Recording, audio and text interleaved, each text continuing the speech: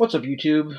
Welcome to today's video where I'm going to be making legs and also feet for my Carnage cosplay. If you've been watching in the other videos, of course, I've already made a hand and a Carnage mask and also an axe appendage for the hand. In this video, I will be making the final pieces. I may do a few other things to the cosplay later before the actual convention, but this is 99% finished, and I'll be unveiling that at the end of the video. Before we get into the video, though, I want to give a quick shout out to the winner of the Predator Biomask giveaway. I will be linking I will be putting a link in the description to their unboxing video. That was very cool of them to do that. I really do appreciate it. And let's just go ahead and jump right into the build. Alright, so the first step in all this was to wrap myself in duct tape from above my waist. My actual waist is right about here. That's where the actual leggings will stop. But I wanted a little room in case I wanted to put a hook in it to hang it up or something like that. But I took and wrapped myself in duct tape, and then I split it down the rear and up the bottom on the back, up above the knee, pulled it off, taped it back closed, and then I've stuffed it full of all manner of whatever crap I could find, from spare grocery bags to old newspapers to whatever. And now I am foil wrapping it, and part of the reason I'm foil wrapping it is I feel like the latex releases from the foil much easier than it is to try to get it off of duct tape or any other surface like that. So I am now covering this with foil to hold the foil in place. I'm just putting a couple occasional pieces of painter's tape, and once this is fully covered, I will then stretch the leggings over it. Now that I've got the foil and everything situated and the leggings stretched on it, I used some more of the painter's masking and taped right above the seam of the pants. One reason, to cover the elastic. I may have to add a drawstring. I don't know, once I add all the latex and muscles, how well these are going to stay up.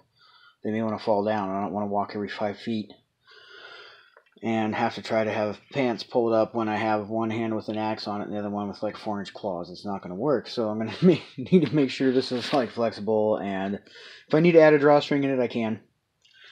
Now that it's on here, if you've watched the upper body video, I glued on all the foam pieces first and started latexing.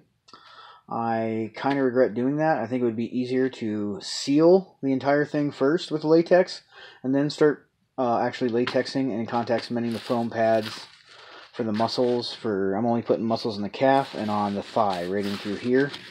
I want to have mobility, so I'm leaving the inside and the back with no extra padding, just the back of the calves and these muscles here. So first thing I'm going to do is take my liquid latex, and I'm going to pour it out into a container and start applying it and sealing the whole entire thing with the liquid latex. I'm going to do one side with a couple coats, make sure that it's fully dry, flip it over, and then do the other side. You can speed up the drying process with the latex by using a hairdryer. For this first layer, I'm not so much brushing it on as I'm just kind of patting it and dabbing it in. Since the cloth has texture and so does this brush, it isn't really going to brush. But you can just kind of dab and blot it in there. And if you look over here on this side, you can see it's already starting to turn clear, which means that it is already drying. This stuff does dry pretty quick. Now that I have 3 decent coats of latex on this, this now is pretty well rubberized. Now what I'm going to start with next is cutting out my muscle shapes and pieces. Each leg initially is going to get 4. There's going to be a kneecap piece that has this point here at the bottom. That's going to go on the kneecap. It is going to have this left center, the left outer, and oops, I'm going to drop this. Okay. Anyways, and the left inner. Okay. But I can't just glue these on flat. And what I cut these out of was 5/16 EVA foam mat. I picked this stuff up at Harbor Freight. If you want a similar size in millimeters for a substitute, do something around 8 to 10 millimeter. Now, if you want something bulkier and less streamlined than what I'm doing with this Carnage, you would probably want to use couch foam. Now, if you wish, you can purchase patterns from me on Etsy, which are these right here. However, you may need to shrink or enlarge them based upon your actual size versus my own. Now the other thing is, if you want to make your own patterns, you can take and just wrap areas of your leg with saran wrap and duct tape, much like I did here, draw on your muscle shapes, and then cut them out and have your own customized patterns and shapes for your own costume. Or like I say, you can also pick these up. Now the first thing I've done after cutting these out was, if you noticed, I've cut these at an angle, a 45-degree angle. That'll help with the sanding process. If you've seen my Carnage bodysuit build, you'll know what I'm talking about. The next thing was, I hand sanded these to remove as much of this texture as possible and get them a little bit flatter. So I'm going to go ahead and set my legs here off to the side, and I'm going to start sanding up all these pieces.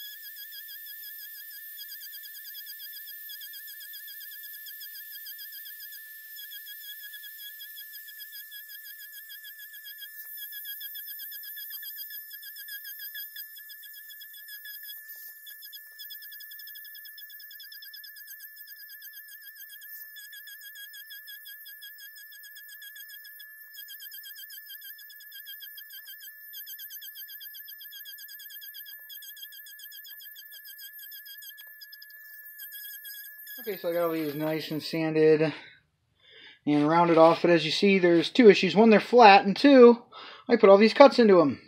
And to put all the cuts into them, I use my handy-dandy X-Acto knife. Now I'm going to begin to heat up these pieces using my heat gun on high.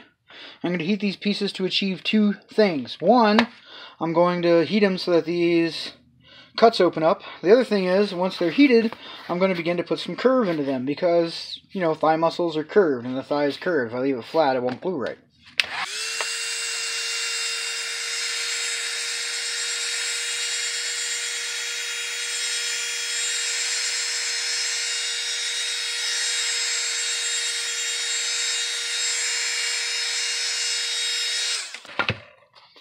Okay, you can see in comparison to these other ones, the lines are starting to open up.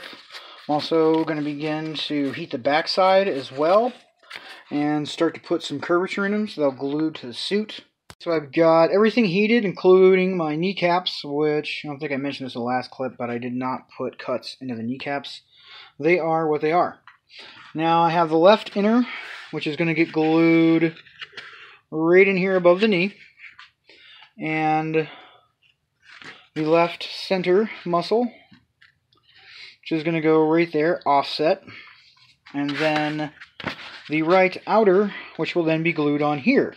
To glue all these pieces on, I'm going to use contact cement. Now I know that you can just use latex to attach this to latex, but I just haven't done this long enough and don't trust it enough to not use the contact cement. So I will be using DAP Weldwood contact cement to start gluing all these three on. There are other muscle pieces, but I'll go through each set at a time. That way this doesn't get all convoluted and confusing. And I'm going to start with kneecaps and outer thigh.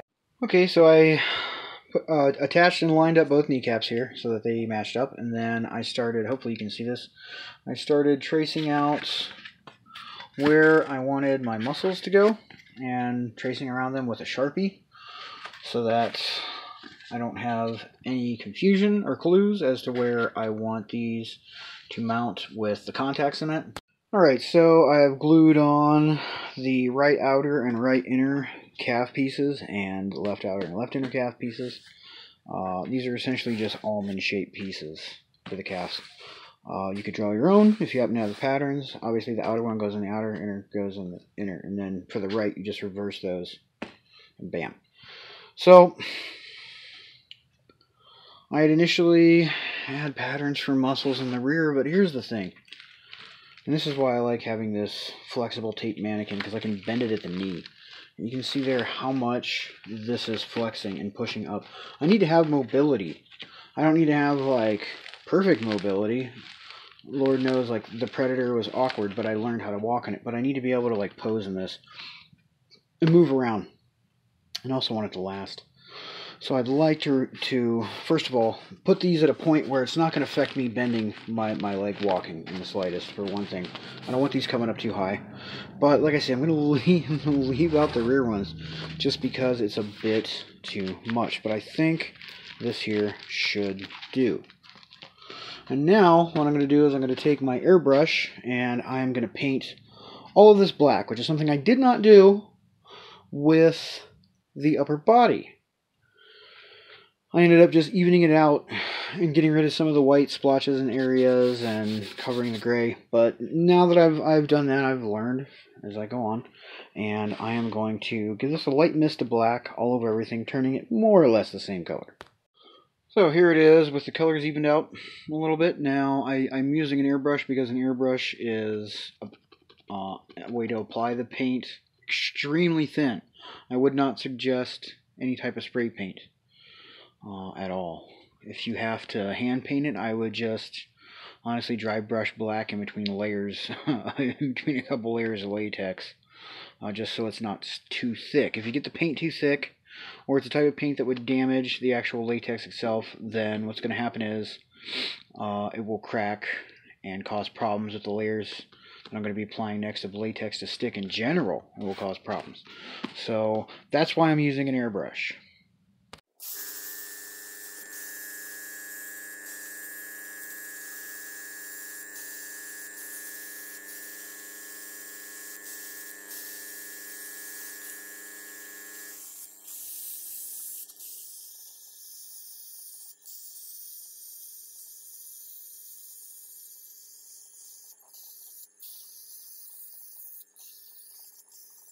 Okay, so now that I have all the paint dry, I have taken some of my liquid latex, which I've already mixed with red, and I used that to kind of like glue this to this cardboard base so I can turn it and move it around and do things with it.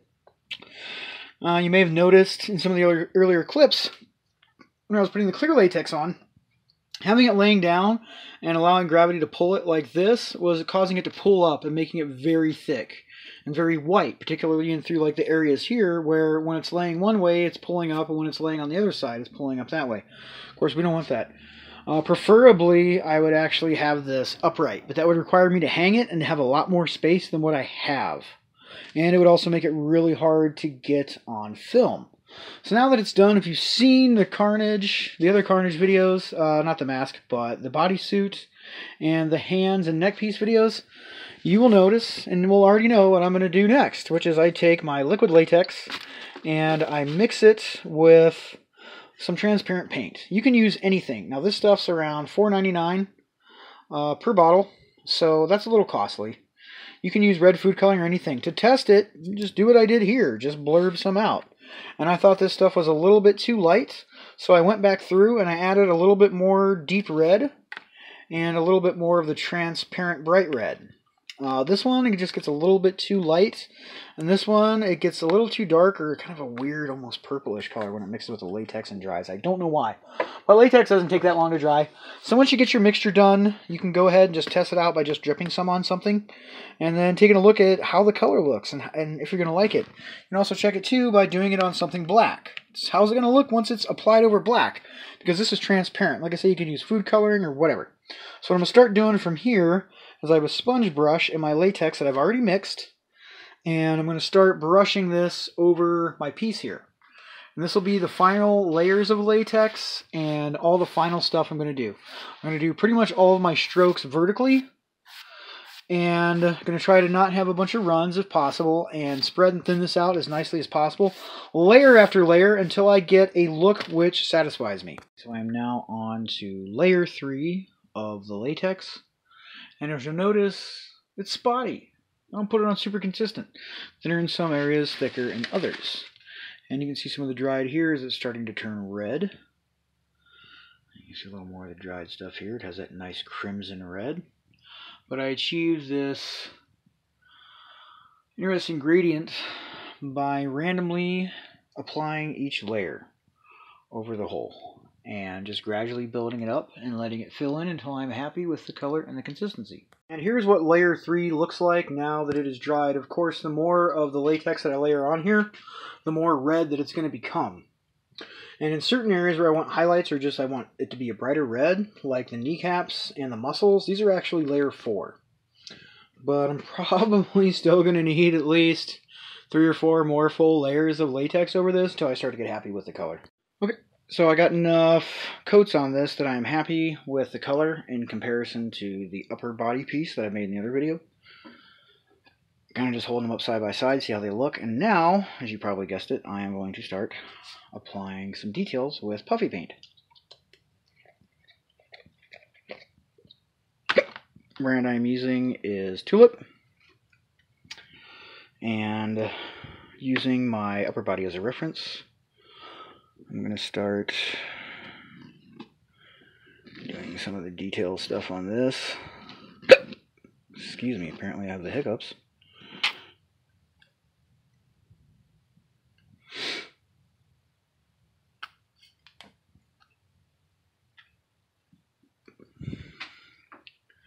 And also on and around the muscles as well. Doing it a little thick where the muscles here join together. And having it just kind of come down from there. A little more sporadic.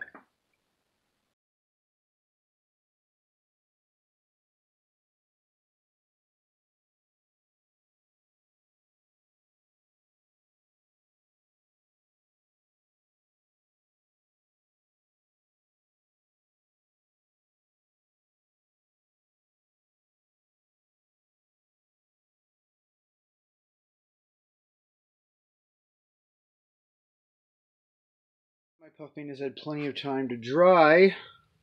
I have peeled off my masking where I put it.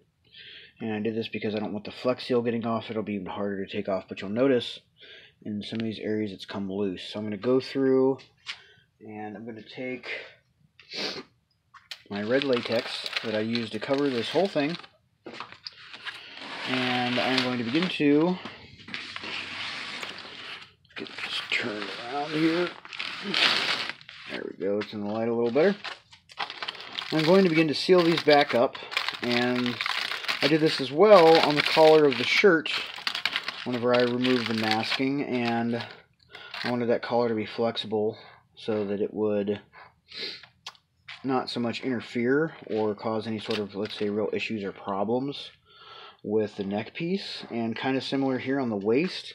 I didn't want it on the waistband because the waistband is elastic, and there's a chance too that I may have to add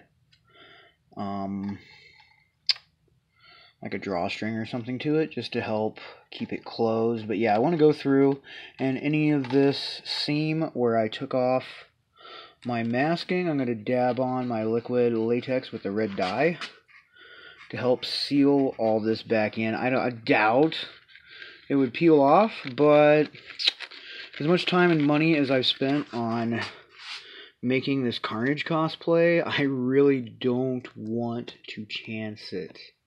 And I think that's understandable. Each one of these bottles of liquid latex runs about $15 to $20. And I've had to use several on the bodysuit. Although, all in all, when you consider cost for each individual piece, they are kind of pricey. But when you put it into comparison to, say, like building all the pieces for the legs for a Batman cosplay, you know, all the foam, all the straps, all the Velcro, all the plastic up, all the painting, it actually kind of comes out to the same. You know, and there's less pieces. It's just this and the torso and the hands and the feet and the mask and the neck, and that's it. Alright, now that I've put a couple layers and sealed all that in, I'm going to take my clear liquid Flex Seal and a brush, and this stuff needs to be stirred by hand, and I did that with a popsicle stick, but now, which, by the way, using a popsicle stick is pretty messy. You probably would want to paint stir. This can is deep enough that using a popsicle stick actually made it pretty darn tricky. But yeah, this stuff is a Class A polyurethane sealant. And you need to seal the latex, because if you do not, what will happen is the latex has a tendency to stick to itself. So if you don't put something over it to seal it up, you're going to have problems later. And I just brushed this on with a sponge brush, but you can use any kind of brush. Synthetic is recommended. I happen to have these sponge brushes, so that's what I'm using. And once you apply this, it is a self-leveling type of product.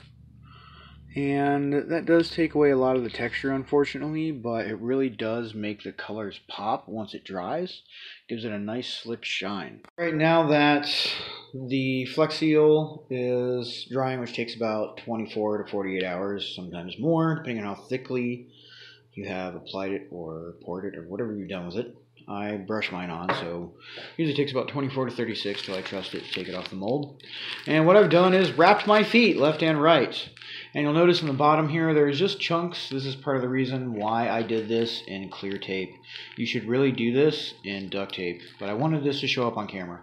So in the bottom part of the foot, I just put loose material like broken up packing foam and scrap pieces of EVA foam and little bits of newspaper and whatever, and just kind of let all that go in there. But all the rest of this I packed in pretty tightly because all I really need is the ankle, and the other issue is it might be a little tough to get the foot part out, but it should be pretty relatively easy to get my hand or some needle nose pliers to pull out enough of the filling to easily remove this from the sock, because what I've done is I've cut a hole in the sole of an old sock and I've stretched it over the shoe, and I will eventually trim off this excess here,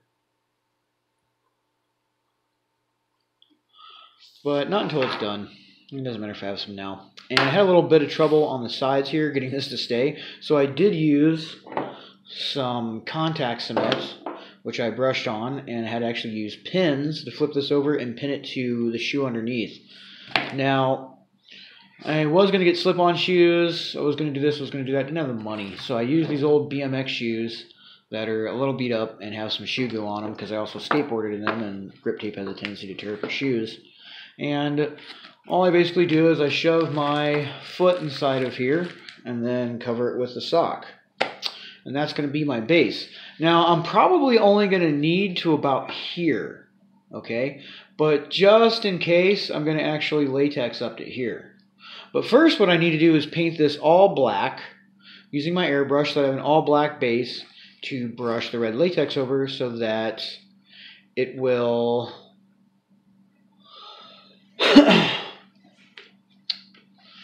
adhere to everything nicely and be flexible, and will all work out, hopefully, keeping my fingers crossed. But yeah, if I need to, then I can always trim off some on the top. I have a feeling the leggings should cover it just fine, but I would like to have a little bit of leeway.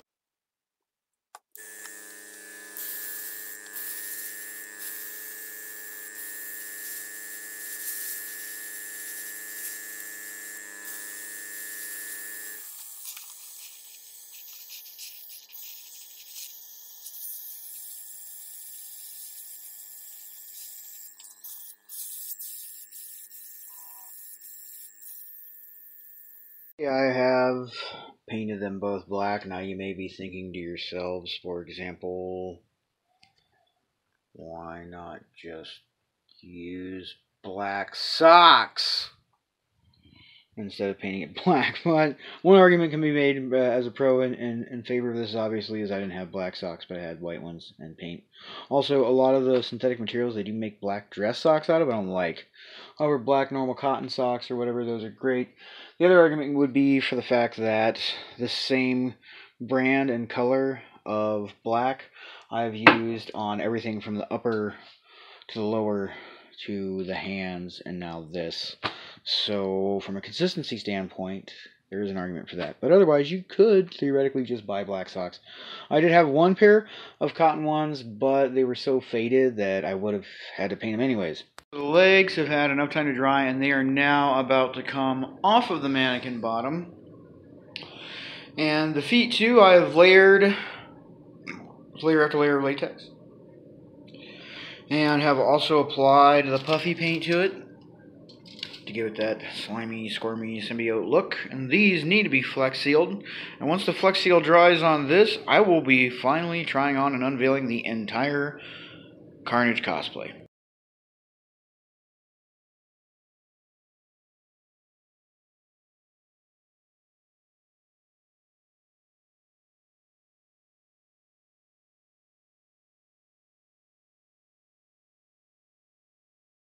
Okay, so that pretty much wraps it up for this video. Hopefully y'all were entertained, informed, interested, inspired by this video. I do want to point out that to get the shoes on, I did have to split it down the back, and then, I don't know if you could tell in the footage or not, I don't think you could see the feet very well.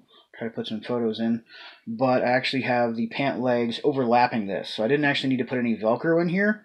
The pant leg itself just holds it in.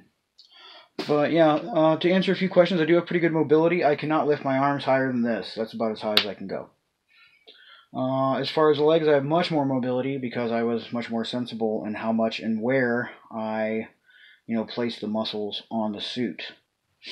If I were to do something more bulky, say for Venom or whatever, Predator, anything really, I would definitely use couch foam. And I would probably put a lot more muscles. But yeah, that pretty much wraps it up for this video. Thank you all for watching. And if you enjoyed this video, please leave a like and subscribe, as it does help out the channel. And I also want to say a special thank you to all the previous subscribers and all the new subscribers that have popped up in the last week or so. I do appreciate each and every one of you, and I also appreciate all the support you've been showing on Etsy. It's made this channel possible. And if you enjoyed this video, or have any thoughts, questions, concerns, interests, please leave a comment below, and I will do my best to answer them. And as always, have a great day.